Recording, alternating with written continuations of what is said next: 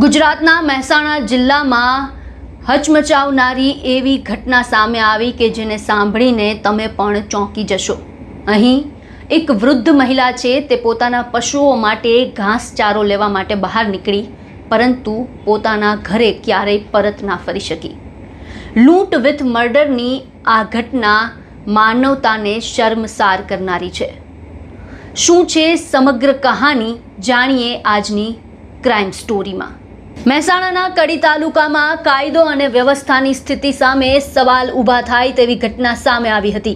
અહીં કડી તાલુકાના નંદાસણ નજીક આવેલા એક શાંત ગામ ઇન્દ્રાડમાં 20 તારીખે એક લોહિયાળ જંગ ખેલાયો।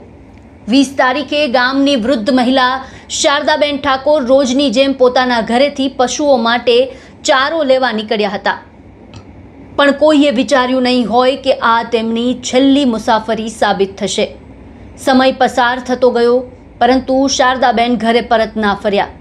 પરિવાર ચિંતામાં મુકાયો અને પછી મામલો પોલીસ સુધી પહોંચ્યો અને નંદાસણ પોલીસ તાત્કાલિક હરકતમાં આવી।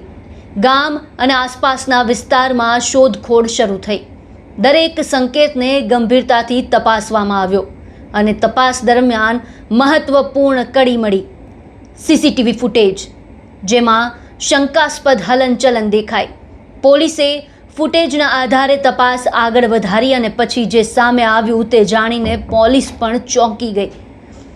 ગામની બહાર એક ખેતરમાં શારદાબેનનો મૃતદેહ જમીનમાં દાટેલો મળી આવ્યો। હવે સ્પષ્ટ હતું કે આ માત્ર ગુમ થયાનો મામલો નહીં, પરંતુ એક નિર્દય હત્યા હતી। ત્યારે પોલીસે તપાસ ઝડપી કરી અને ગણતરીના કલાકોમાં જ આરોપીઓ સુધી પહોંચી ગઈ અને આરોપી સચિન મુકુંદ દાંતાણીને ઝડપી પાડ્યો। શા માટે આરોપીએ હત્યાને અંજામ આપ્યો અને કઈ રીતે આરોપી ઝડપાયો, જાણો પોલીસ પાસેથી। નંદાસણ પોલીસ સ્ટેશનમાં ઇન્દ્રાડ ગામની અંદર એક 54 વર્ષના માજી, જેનું નામ શારદાબેન ઠાકોરના હતા, જેઓ સાંજે ઘાસચારો લેવા માટે સીમ વિસ્તારમાં ગયેલા અને પરત નથી આવેલા, એવું 20 તારીખનો બનાવ હતો। 20 તારીખે પરિવાર દ્વારા શોધખોળ કરી અને ત્યારબાદ 21 તારીખે નંદાસણ પોલીસ સ્ટેશનને જાણ કરતા નંદાસણ પીઆઈ શ્રી દડુક નાઓએ બનાવની ગંભીરતાને તાત્કાલિક ધ્યાને લઈ વિસ્તારની અંદર શોધખોળ ચાલુ કરી, જેના માટે સીસીટીવીથી લઈ અને સ્થાનિક બાતમીદારોનો ઉપયોગ કરી અને શોધખોળ ચાલુ કરેલી હતી। એ દરમિયાન જે પરા વિસ્તાર છે એની એક સીમ વિસ્તારની અંદર બોરડીના અને લીંબોડીના ખેતર હતા। એ ખેતરમાં એક લીંબોડીના ઝાડ નીચે જમીન થોડી ઉપસી આવેલી તેમજ માખીઓ બણબણતી હોય શંકા જતા એ જગ્યાએ તપાસ કરતા કોઈ સ્ત્રીની લાશ દાટેલી હોય એવું પ્રાથમિક દ્રષ્ટિ જણાઈ આવતા તાત્કાલિક મામલતદારશ્રીને સંપર્ક કરી FSL તેમજ ડૉક્ટરને સાથે રાખી અને એ જગ્યાએ ખોદકામ કરતા આ એક લાશ મળેલી, જે પણ સ્ત્રીની હોય। ત્યારબાદ આ શારદાબેન ઠાકોર કે જેઓ ગુમ થયેલા હોય એના પરિવારજનોને બોલાવીને જોતા આ શારદાબેનની લાશ હોય એ રીતે ઓળખી આવે। ત્યારબાદ એનું ફોરેન્સિક PM કરાવેલું અને PM દરમિયાન એવું અકુદરતી રીતે મૃત્યુ એમનું નિપજેલું હતું।